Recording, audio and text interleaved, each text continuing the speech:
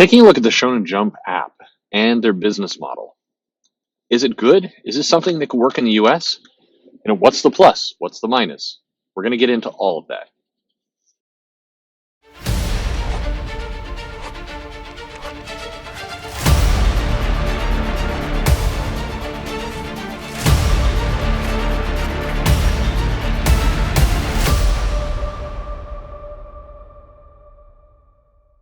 Hey there, this is Perch, talking about the Shōnen Jump Manga and Comics app.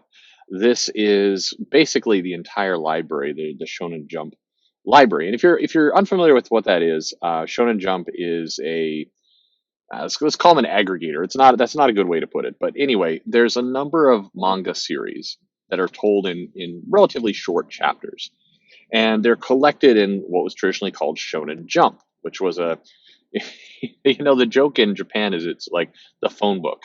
You'd carry around the phone book, but it wasn't a phone book. But it was a big, thick, people who are reading comics in the U.S. I remember the first time they go over to Japan and they're just, gobsmacked by this giant, it puts graphic novels to shame. This huge design and lower quality print, of course, but still pretty good of mostly black and white, a little bit of color.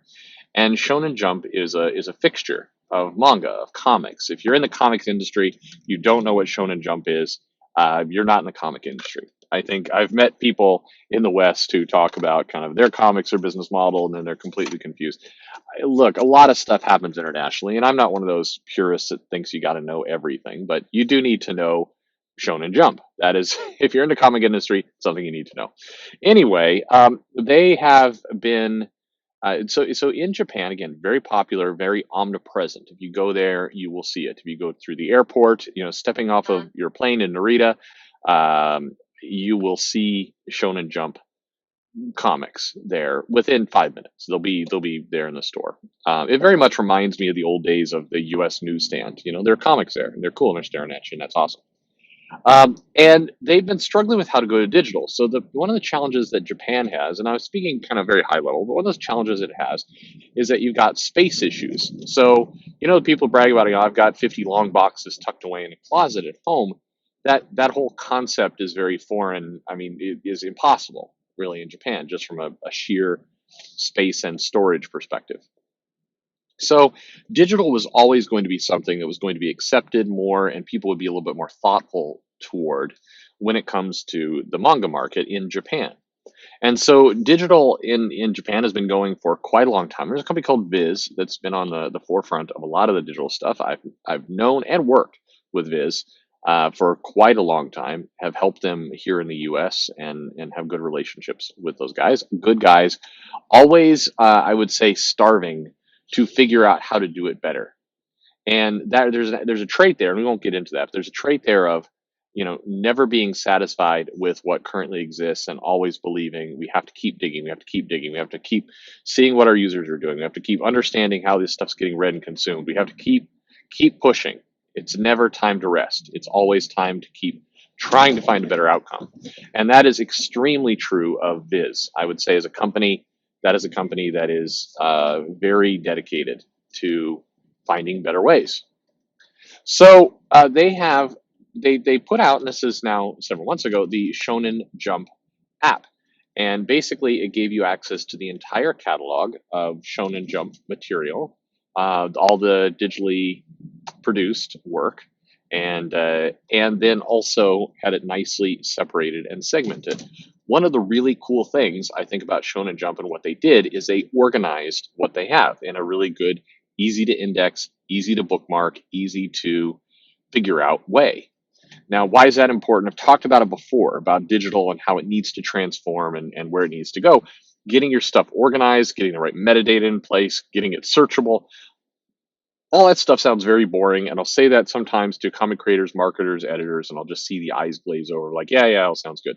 But that is the survival of your comics, is being able to properly get them in front of people and let them build their own searches or queries or libraries or what have you. And that's just very critical.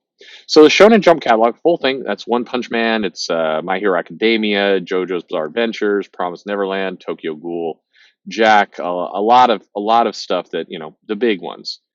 Dragon Ball Super, One Piece, Naruto, Demon Slayer. I mean, just it's the library. If you're gonna read manga, it's here. You know, you're gonna start here. So, but here's the catch: you download the app, and you've got the last three. I think it's three. It may be two issues free. You download the app, you pay absolutely nothing, and if you're just religious about it, you are getting to read the comics for nothing. And then if you pay your subscription fee to become a member, you are paying, are you ready for it? You're paying $1.99 a month for unlimited. Now, from a business model perspective, that's killer. That's less than half of many of the issues. That's half of one $3.99 issue, 22 pages US comic compared to, you know, infinite pages or unlimited pages, let's say, of manga for $1.99 a month. And that's, from a business model perspective, extremely compelling, game changing. But there's more, I think, and this is maybe the more important part long term. The digital content is formatted in a way that makes sense for digital, meaning the comics are there. You read them page by page. You swipe left to get to the next page. This is manga, after all. You can zoom in with pinch zoom behavior. You can turn the device sideways and get a 2-page spread laid out, kind of all on screen all at once, and you can zoom in. And from that perspective, you're reading. That's it. You're reading the comics as God intended it, as a creator intended it. You are not doing bizarre things like hacking up the pages, having automatic motion taking you through the comic, removing the speech bubbles and bringing them in some kind of thematic way that the somebody in the IT department thought was a good idea. It's just the comic. It's the comic there. It is identical to what people who pirate comics, where they just throw the digital copy up and you can look at it. And you don't have limitations around how you can pinch zoom and move around the page. You don't have these kind of false pieces. Now, in fairness, Comixology and some of these other devices have done a better job of coming around to just letting comics be comics. But there's still, if you're an avid reader, some mechanical just differences in how you can go through the content, how you can bookmark pages, how you can save things and come back later, and all that, where they're still trying to force you into a different kind of usability for the tool than you're used to as a comic reader. Well, the Shōnen Jump app just gives you what you expect. It gives you the comic, it gives it to you in a way that makes sense to you, and that's it. No frills. You can certainly bookmark, and then you can also kind of do the all important stream, so as you don't load up your device's space, or you could download to the device to work in airplane mode, or if you're taking a trip and you don't have network, you can do that. So either way, again, this is the heart of this app and this service is giving you comics at an incredibly cheap price, giving you access to everything, giving you search that is just all inclusive. There you go. And then giving you things that help you read the comic, giving you full pinch zoom, giving you scroll, giving you offline mode, all there. Now, at this point, it sounds like a big sell job for Shōnen Jump, and to some extent, yeah, I think they should be commended as doing an incredible job with their app and their service and their business model. Now, time will tell if it all works out, but let me go into the psychology a little bit here. The free issues that you're just getting, certainly somebody who's avidly just going to the app, constantly keeping up on the issues, is getting something for nothing. You can get away with basically paying nothing and reading all the comics. And then if you really are super crazy about it, you can take screenshots, you can do other things to kind of bypass the members only features. But the hassle of having to do that, just the overall just, getting around the blocks, having to remember to go read an issue, on and on and on. You balance the hassle against $1.99 a month, $24 a year. You just pay that. It becomes that becomes a you get somebody to give that to you for Christmas, and it would not be an expensive Christmas gift. It'd be like one of the cheaper, $24 subscription to Shōnen Jump. Done. That's a good market. That's a good deal. Now, I think that's particularly effective for getting manga into the West. They basically lowered the barrier of entry to an absurdly low degree. They're doing digital first. You don't see Shonen Jump appearing in the newsstands here in the U.S. And so that's a clever way to kind of penetrate the market. It's cheap, easy entry, and off it goes.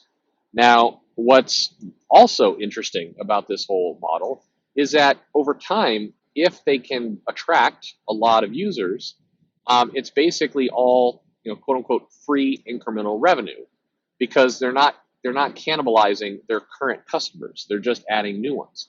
And there's a big difference between what would happen if Marvel did that. Although Marvel is dangerously close to the place where they need to do something similar just to get back in the game from a market perspective. And I actually do believe you will see Disney Plus. I mean, I may have an inside track on this. You may see somebody do a Disney Plus offshoot where you get kind of an app that gives you magazine subscriptions, Disney stuff, some ESPN stuff, and the Marvel catalog for an incremental fee. You're paying your $6.99 a month. How about another $2 a month, and you get all the Marvel content? That's where this is headed. Will this kill comic stores? Well, no, not quite, because people still like printed copies. They still like collecting, all of that kind of stuff. But it is going to be the likelihood of going there quite strong, as opposed to Disney signing a deal with convenience stores and grocery stores to get comics back on the newsstand. That's highly unlikely. But copying the Shōnen Jump model, pretty solid. So if you haven't tried it yet, I recommend you do it. iPhone, Android, iPad. If you got an iPad, you download the Shōnen Jump app. You're going to fall in love with the whole service because it's just super easy and cheap or free. Again, download it and try things out for a while, and it's just so easy to use. Nicely translated right there. So hats off to Viz. A lot of people are really patting Shōnen Jump on the back and kind of that, they cracked it and all the rest. Keep in mind, that's the name of the design. Viz deserves the credit. They deserve a lot of credit, and the good folks over at Viz work very, very hard every single day to try and give you a good comic experience. They are definitely customer first, and I never hear their name come up in all the various online social battles and the rights of the consumer and all the rest. Hey, there's a company that's definitely there, I think, and that is Viz. So good stuff, and a hard business, by the way, too. They're having to take Japanese content, bring it over here to the U.S., get it in a format, get people introduced to these topics that are everyday topics over in Japan, but somehow we got to translate to the U.S. the audience, and we've also got to make people realize they've got to read right to left rather than left to right. I mean, there's just so many little elements, and they do a great job. So hats off, lots of praise. Shōnen Jump the app, try it out, take a look. What works, what doesn't, what do you like about it? Leave me a comment below if you are currently experiencing it, love it, hate it, think it could be better, how it would translate to the Western audience. Would love to hear your ideas on the subject. Like, subscribe, shout out to Viz, and follow me on Twitter at Comic Perch. Thanks for listening.